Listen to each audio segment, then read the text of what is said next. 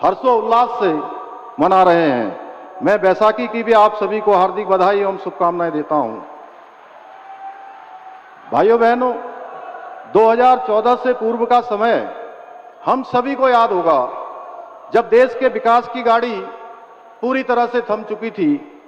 देशवासियों का उत्साह ठंडा पड़ चुका था।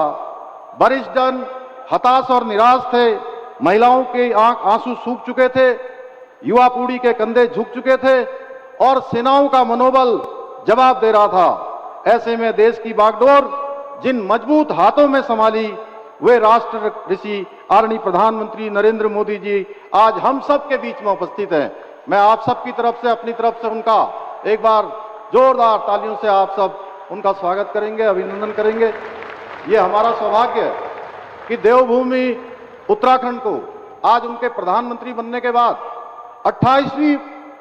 28वीं बार आदरणीय प्रधानमंत्री जी का स्वागत करने का शुभ अवसर प्राप्त हो रहा है।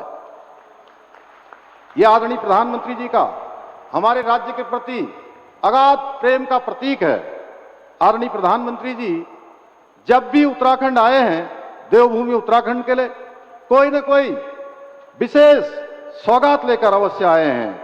चाहे बाबा केदार की पुण्य धरा से 21वीं सदी का तीसरा दशक उत्तराखंड का दशक होगा कहकर हमारा उत्साह बढ़ाना हो, या जिसको भारत का अंतिम गांव कहा जाता था, सीमांत गांव माणा में आकर उसे देश का प्रथम गांव घोषित करना हो, या इन्वेस्टर समिट के उद्घाटन के अवसर पर बेड इन उत्तराखंड का संदेश देना हो, या महादेव के पवित्र तीर्थ आदि कैलाश के दर्शन कर इस तीर्थ की सुंदरता को विश्व पटल पर रखना हो, राष्ट्रीय खेलों के उद्घाटन समारोह में पधारकर पूरे देश के समक्ष देवभूमि को खेल भूमि के रूप में नई पहचान दिलाना हो, या हरसिल मुखवा की धरती से शीतकालीन पर्यटन को बढ़ावा देने का आह्वान करना हो, या फिर राज्य के रजत जयंती वर्ष के अवसर पर अगले 25 वर्षों के लिए राज्य को एक नया विजन देना हो। आपका देवभूमि में आगमन देवभूमि के लिए हमेशा शुभ एवं कल्याणकारी हो रहा है।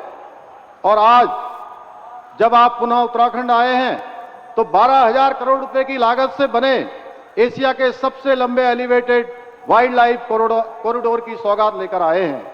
इसके लिए उत्तराखंड के सभी प्रदेशवासियों की ओर से मैं आपका हृदय तल से आपका धन्यवाद करता हूं।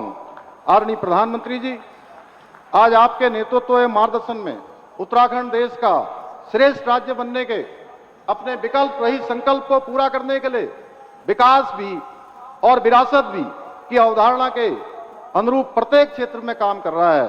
और मैं आपको पूरा विश्वास दिलाता हूं कि हम आपके नेतृत्व में आपने इस लक्ष्य को प्राप्त करने में अवश्य सफल रहेंगे। साथ ही 2022 के विधानसभा चुनावों की भांति 2027 के चुनाव में भी वीर भूमि उत्तराखंड में भारतीय जनता पार्टी की राष्ट्रवादी विचारधारा वाली सरकार बनाने में सफल होंगे।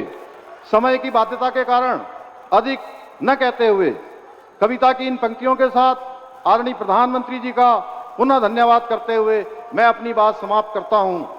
अब रफ्ता नहीं, पूरी रफ्तार के साथ आगे बढ़ रहा है भारत। अब नक्सलवाद, उग्रवाद और आतंकवाद से जीत रहा है भारत।